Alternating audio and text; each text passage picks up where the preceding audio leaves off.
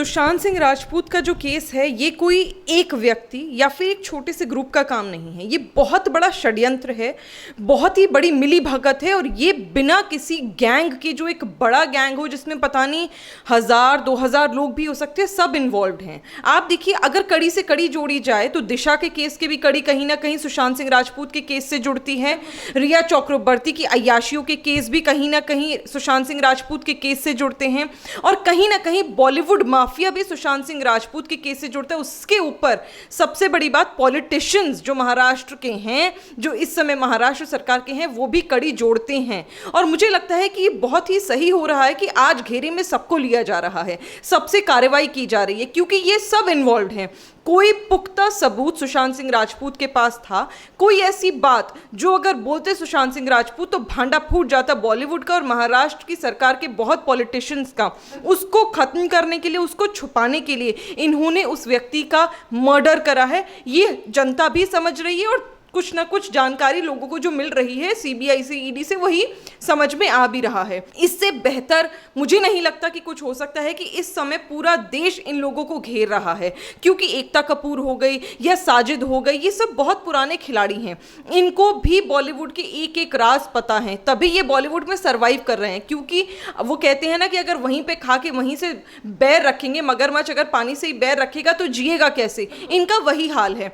तो अधिकतर जितने भी लोग हैं बॉलीवुड में वो सारे जानते हैं। और जब आप जानते हो कि क्या हो रहा है, किस तरह का माफिया चल रहा है, किस तरह का ड्रग कार्टेल चल रहा है, किस तरह के मर्डरर सुसाइड में बदले जा रहे हैं, ये सारी चीज़ें जब आप जानते हो, आप बोल नहीं पाते क्योंकि आप मजबूर होते हो, क्योंकि कल को आपको पता है कि आप अगर बोल दोगे तो आप भी फंसोगे। यही काम हो रहा है एकता कपूर और बाकी सारे डायरेक्टर्स के साथ। बहुत ही अच्छा हो रहा है, कार्रवाई हो, जल्द से जल्द पता चले कि कौन मर्डरर था और किसने सुशांत सिंह राजपूत के साथ इतना बड़ा अन्याय करा। मैम, यहाँ पे जो अभी आप नाम मैंने आपके सामने लिया और जो एकता कपूर और साजिद नाडियावाला के साथ सलमान खान का नाम भी है, जिनसे कोर्ट ने 7 तारीख तक जवाब मांगा है। बहुत ही सही है, क्योंकि सलमान खान तो वैसे भी बहुत ही पुराने खिलाड़ी हैं बॉलीवुड की। बॉलीवुड इंडस्ट्री में कहा जाता है कि बहुत लोगों को लॉन्च करने वाले हैं सलमान खान, बहुत लोगों का करियर बनाने और बिगाड़ने वाले भी हैं सलमान खान। ऐसा ना हो कि कुछ ना कुछ सबूत और कुछ ना कुछ चीज़ सलमान खान के पास भी हो और क्या पता उन्हें भी पता हो। तो ये एक आधे नाम नहीं है, जैसे कि मैंने पहले कहा कि एक छोटा सा ग्रुप नहीं है, ये 2-4 लोगों का काम नहीं है। बॉलीवुड में जितने भी लोग काम कर रहे हैं सब जानते हैं, चाहे वो बोले चाहे ना बोले। स्वरा भास्कर हो, वो भी जानती हैं, वो आके बोलती हैं, कुछ बोलती हैं, कुछ छुपा लेती हैं। कंगना रनौत को सब पता है, तो देखिए आज उनका क्या हाल है। और मैं कहूँगी जितने छोटे से लेके बड़े तक एक्टर्स हैं बॉलीवुड इंडस्ट्री में, ये सब जानते, क्योंकि जब आप एक इंडस्ट्री में घुसते हो तो वहाँ की सच्चाइयाँ आपको पता चलने लगती हैं।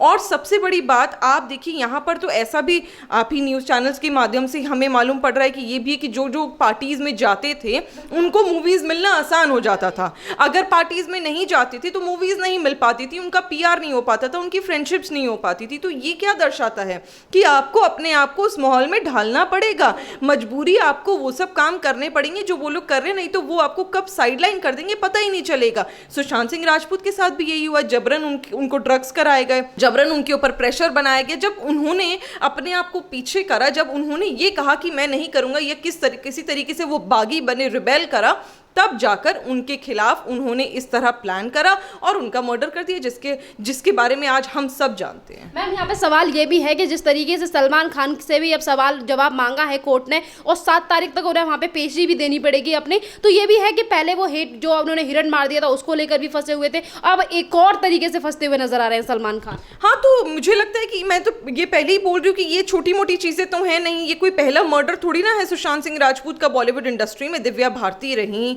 अभी तो ये जिया खान रही, अभी तो ये भी कहा जा रहा है कि शायद श्रीदेवी जी का भी मर्डर हुआ था। तो ये सारी चीज़ें, चाहे बहुत पुरानी एक्ट्रेस, मैं उनका नाम भूल रही हूँ, शायद परवीन बाबी, बिल्कुल। तो ये बहुत सारी चीज़ें हैं जो पुरानी चलती आ रही हैं, तो एक रीत है। और अब दिशा और अब सुशांत सिंह राजपूत, ऐसा तो नहीं है कि ये सब कहीं ना कहीं कुछ जान गए थे और छुपाने के लिए हो रहा था। अब रही बात सलमान खान की, अब सलमान खान के जो वकील थे वही वकील अगर रिया चक्रवर्ती के हैं, तो क्या पता सलमान खान ने उन्हें बोला और रिया चक्रवर्ती को डिफेंड करने के लिए। क्योंकि जैसे कि मैंने पहले भी कहा शरण, मुझे नहीं लगता कि रिया चक्रवर्ती जब 17,000 की ईएमआई नहीं भर पा रही है, खुद कह रही हैं, हम नहीं कह रहे, खुद कह रही हैं कि 17,000 की ईएमआई नहीं भर पा रही हैं, तो इतना बड़ा वकील जिनकी फीस लाखों में होती है, एक हियरिंग की 10-10, 15-15, 20-20 लाख लाती है, वो कहाँ से ला रही हैं। तो लाजमी ये सपोर्ट है बॉलीवुड इंडस्ट्री का, बड़े बड़े लोगों का, बड़े बड़े बॉलीवुड एक्टर्स का। रिया चक्रवर्ती को सपोर्ट है और उसमें मुझे कोई आश्चर्य की बात नहीं लगेगी, और सलमान खान भी उनको सपोर्ट कर रहे हैं। मैम यहाँ पे जिस तरीके से नीतीश राणे ने भी खुलासा किया था, अभी आपने दिशा सालियान का नाम लिया, तो दिशा सालियान की मौत को लेकर भी उन्होंने कहा था कि उनके जिस्म पे कपड़े नहीं थे और उनके बाद उनके बॉयफ्रेंड के ऊपर भी दबाव बनाया जा रहा, उन्हें भी सिक्योरिटी देनी चाहिए। तो आपको क्या लगता है इस मामले में? देखिए, ये बहुत ही ताज्जुब की बात है कि कोई एक महिला का मर्डर हो जाता है, कहा जाता है सुसाइड, और जब देखी जाती है बॉडी तो कपड़े नहीं होते। तो ये क्या दर्शा रहा है? कोई भी व्यक्ति, मैं कह रही हूँ, अगर सुसाइड भी करेगा तो कौन महिला कपड़े उतार के सुसाइड करेगी? मतलब ये क्या, मतलब बात सुनने में ही अजीब सी लगती है। क्या पता चल रहा है इससे? अगर हम विजुलाइज भी करें कि एक महिला जो वस्त्रहीन थी और मिली बॉडी पे निशान थे, तो ऐसा तो नहीं कि उसके साथ रेप किया जा रहा था। ये जो थ्योरी है, जो मुझे नहीं पता अभी सच है या गलत, पर इस थ्योरी को मानने पे मैं मजबूर हो गई हूँ। जिस तरह से उस लड़की की बॉडी मिली और उसके तुरंत बाद सुशांत सिंह राजपूत का जो मर्डर हुआ, मैं सोचने पे मजबूर हूँ कि कहीं महाराष्ट्र की सरकार के पॉलिटिशियंस तो इन्वॉल्व नहीं थे उसके रेप केस में। कहीं ऐसा तो नहीं हुआ कि उन्होंने रेप किया, सुशांत सिंह राजपूत को पता चला, सुशांत सिंह राजपूत को जब पता चला तो रिया चक्रवर्ती वहाँ से 9-2-11 हो गई, उनके घर से खुद ही 9-2-11 हो गई, और उसके बाद उन्होंने जाके महेश भट्ट से बात करी, बाकी लोगों से बात करी। जब सबको बताया गया तो एंड में उन्होंने कंक्लूड ये करा कि चलो अभी दिशा को मारा है ताकि वो सच्चाई ना बोल देती, अब सुशांत सिंह राजपूत को मार देते हैं। तो ये बहुत सारी चीज़ें हैं, और मुझे लगता है, मुझे तो कभी कभी ये भी लगता है कि ऐसा ना हो कि सीबीआई जानकारी मीडिया में अभी इसलिए ना जाने दे रही हो सारी जानकारी, क्योंकि सबको पता है कि फिर जनता में जो आक्रोश आएगा ना, शायद बॉलीवुड इंडस्ट्री पूरी तहस नहस हो जाए, बॉम्बे जो माफिया बन के बैठा है वो पूरा तहस नहस हो जाए। और उससे बचने के लिए मुझे लगता है सीबीआई का भी सही डिसीजन होगा अगर वो अभी इसको कार्रवाई को सीक्रेटली करना चाहते हैं और फिर कोर्ट के थ्रू इसको जनता के सामने लाना। अभी आपने बॉलीवुड का नाम लिया, तो बॉलीवुड को लेकर जिस तरीके से बॉलीवुड से ही बिलोंग करते हैं, भोजपुरी मूवी भी करते हैं, गोरखपुर से सांसद रवि किशन, और जब वो ड्रग्स के मामले को लेकर अपनी आवाज उठाते हैं तो उसको लेकर जया बच्चन ये कहती हैं कि जो लोग जिस थाली में खाते हैं उसी थाली में छेद कर रहे हैं।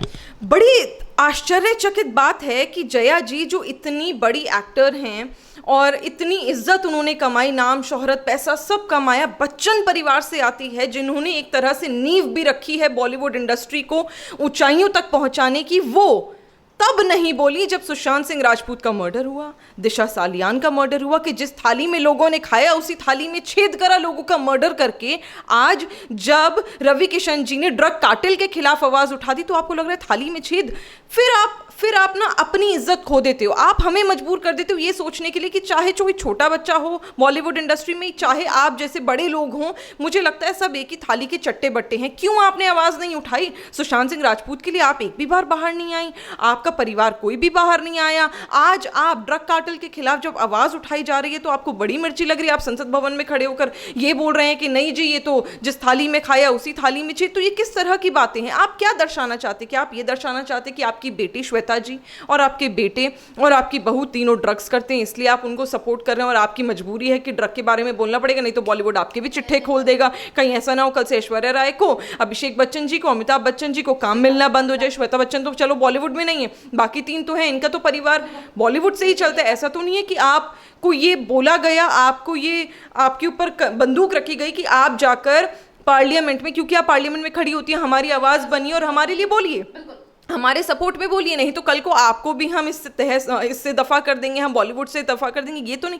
मुझे तो यही लग रहा है, क्योंकि मुझे नहीं लगता जया बच्चन जैसी महिला जो बहुत ही सूझबूझ के साथ काम करती आई हैं, और जब भी हमने उनके इंटरव्यू देखी इतनी मोहब्बत, इतनी सूझबूझ के साथ उन्होंने बातें करी, आज वो अगर ऐसे बोल रही हैं तो मुझे लगता है कि शायद उनके ऊपर भी प्रेशर है कि बॉलीवुड इंडस्ट्री को जाके उनको सपोर्ट करना है, नहीं तो वो उनकी आवाज़ को खुद ही दबा देंगे। और वही समाजवादी पार्टी का तो ना कोई धर्म है ना कोई ज्ञान है, उन्हें तो उनकी तो बात करना कोई मतलब ही नहीं बनता, वहां भी वो डिफेंड करने में चालू है। मैम यहाँ से लोगों का सवाल भी एक, जया बच्चन ने जिस तरीके से संसद में खड़े हो गए ये सारी बातें कही, तो उसके बाद लोगों की तरफ से भी क्वेश्चन उठ रहा है कि जब इन्हीं की पार्टी के नेता यानी कि आजम खान जया पर्दा को लेकर तमाम तरीके की बातें कह देते हैं, अंडरवियर तक तमाम तरीके की बातें, तब क्यों नहीं इन्होंने? तो देखिए ना, वही तो मैं कह रही हूँ, यही तो दोगला रूप है इनका, ये सारे एक ही जैसे हैं, इनमें कोई फर्क नहीं है कि जब एक महिला के बारे में इतनी अभद्र भाषा के साथ आजम खान बोल देते हैं और बाकी लोग बोल देते हैं तो ये आवाज नहीं उठाते।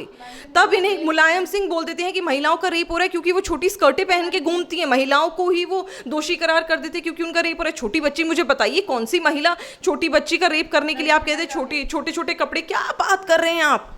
आप तब आवाज़ नहीं उठाते तो आप एक तरह से अपने आप को फेमिनिज्म की जब आवाज़ उठाने की बात करते हैं तो आप झुठला देते हैं, जब आप जनता के लिए बात करने की बात करते हैं तब आप झुठला देते हैं। तो आज आप सांसद तो बनकर बैठी हैं, पर पता चल रहा है कि आप सांसद इसलिए बनकर बैठी क्योंकि समाजवादी पार्टी के अंदर आपने पैसा पहुंचाया है, आपने उन्हें पेटियों में लाखों करोड़ों रुपए पहुंचाए हैं, तो आपको एक पार्लियामेंट में जगह मिल गई और आप बॉलीवुड की अगली टट्टू ही हैं कि वहां बैठी हुई हैं और बॉलीवुड को डिफेंड करने का काम करी। क्योंकि ये बात आप जानती हैं कि आज की तारीख में हिंदुस्तान में कोई भी स्मार्ट जो सांसद होगा, जो MP मेंबर ऑफ पार्लियामेंट होगा, जो समझदार होगा, वो बॉलीवुड को डिफेंड नहीं करेगा क्योंकि उसे पता है कि आज बॉलीवुड के हाथ खून में रंगे हुए हैं। मैम एक लास्ट क्वेश्चन कि जिस तरीके से जया बच्चन ने ये बयान दिया उसके बाद लोगों का आंसर ये क्वेश्चन ये भी है कि आखिरकार अमिताभ बच्चन को सारी चीजें पते हुए पहले तो उनकी बीवी ड्रग्स माफियाओं को बचा रही हैं, उनके लिए बयान देती हैं और उसके बाद अमिताभ बच्चन निकल कर सामने नहीं आते, कोई भी बयानबाजी नहीं करते, उस पर कोई सफाई नहीं देते और ऊपर से अपनी जो उनका जो शो आने वाला है KBC उसे प्रमोट करते हैं। तो जनता कह रही है कि उसे बाइकआउट करना है। अरे आपको कैसे लगता है कि वो आकर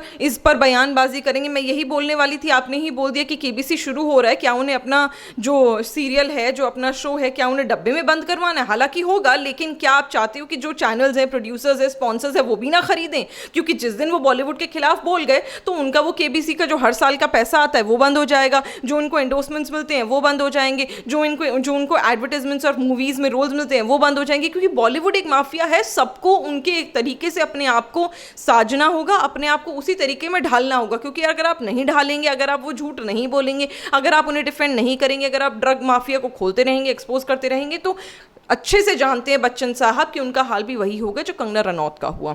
और वो ऐसी स्थिति में नहीं आना चाहते क्योंकि उन्होंने बहुत इज्जत कमाई है।